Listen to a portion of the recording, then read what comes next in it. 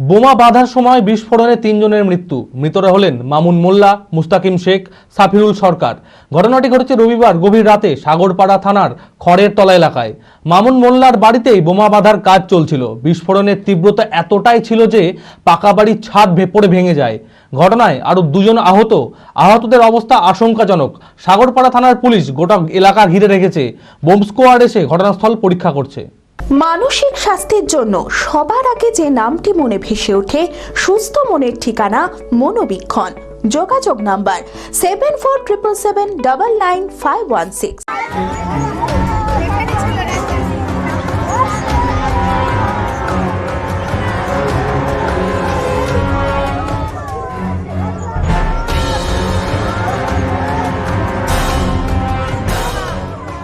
সীমান্তবর্তী এলাকা হিসেবে পরিচিত খয়েরতলা গ্রামে মামুন মোল্লার বাড়িতে গভীর রাতে তীব্র আওয়াজ শুনতে পায় এলাকাবাসীরা।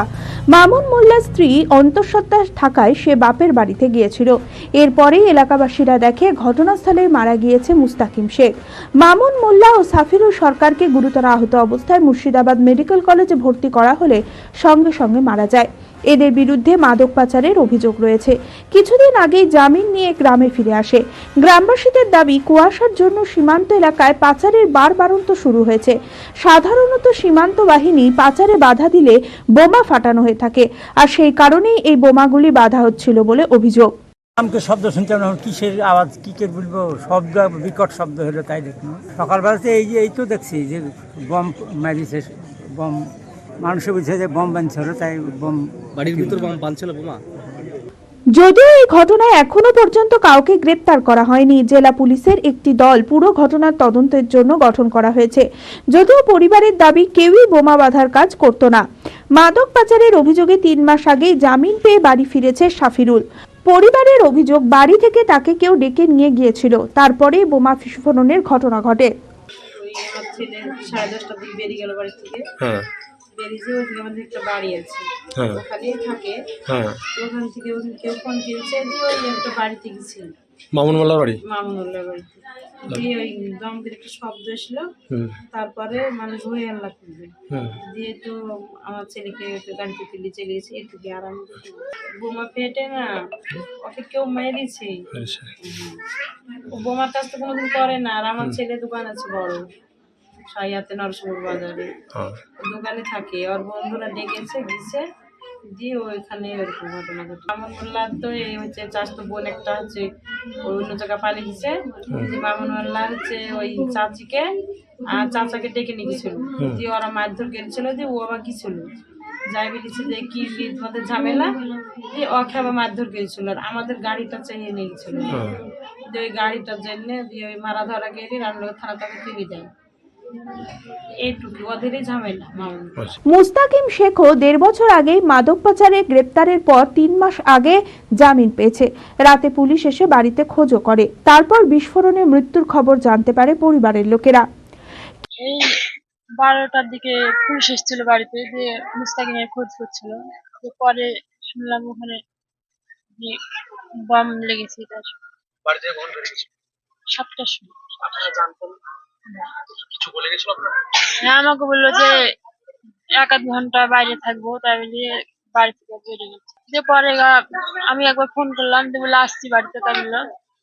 তার আসেনি, যে পুলিশ এসেছিল বাড়িতে, তারপরে বোমা বাঁধার কাজ কি আগে থেকে করতো? না, কোনোদিনই বোমা বাঁধার কাজ করে না। ওই কে ফোন করে ডেকেছিল, বললো যে আসছি, 1-8 ঘন্টা দেরি হবে। কেরলে রাজমিস্ত্রির কাজ করত মামুন মোল্লা। তারও পরিবারের দাবি, বাড়ি থেকে কেউ তাকে ডেকে নিয়ে গিয়েছিল। কি শুনলাম, রাত্রি 11টার সময় আমার মেজব্বার ব্যাগটা আমাকে ফোন করেছিল, দিয়ে বলছে আপা কিছু শুনেছ? তো আমি বলছি কি শুনবো, কিছু তো আমি জানি না। তো বলছে মামুন ভাইয়ার না আপা। তা বলছি কেন রে, কি হয়েছে? কাল তো আমাদের বাড়ি থেকে বেরিয়ে গেলি। দিয়ে বলছি আমিও অত কিছু জানি না, ঘরে যে কি করছিল এরা, কি হয়েছে, কি সমাচার, আমি কিছুই জানি না।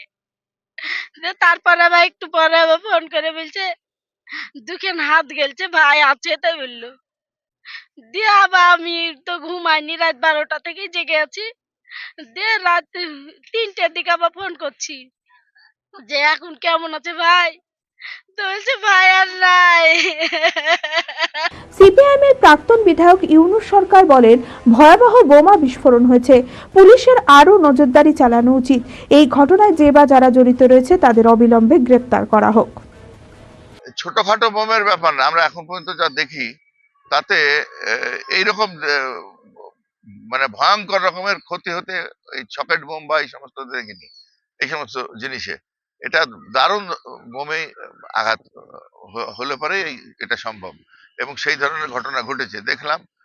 এবং এটা দেখে যা মনে হচ্ছে যে ওর ভিতরে আরো হয়তো লোকজন ছিল, 3 জন মারা গেছে, আরো কেউ ছিল এই বোম বাঁধার কাজের সঙ্গে। এবং পাবলিকও বলছে যে আরো অনেক লোক ছিল, কেউ হাসপাতাল আছে, কেউ হয়েছে। পুলিশি তৎপরতা আরো বাড়ানো দরকার। যে এই রকমের বোম মানে কি করে মজুত হচ্ছে, এলাকার মানুষের স্বার্থে, এলাকার জনগণের স্বার্থে, শান্তি মানে রক্ষার স্বার্থে অন্তত আরো চিরুনি তল্লাশি পুলিশের চালানো উচিত। অ্যাপেলো মার্বেল মুর্শিদাবাদ তথা রাজ্যের সর্ববৃহৎ মার্বেল প্রতিষ্ঠান। সমস্ত প্রকার মার্বেল, গ্রানাইট, স্যানিটারি ওয়্যার ও ফিটিংসের বিপুল সম্ভার, সমস্ত রকম সাইজের টাইলসের অফুরন্ত সম্ভার। আর.এ.কে সিরা কোম্পানির অনুমোদিত ডিলার আমরাই।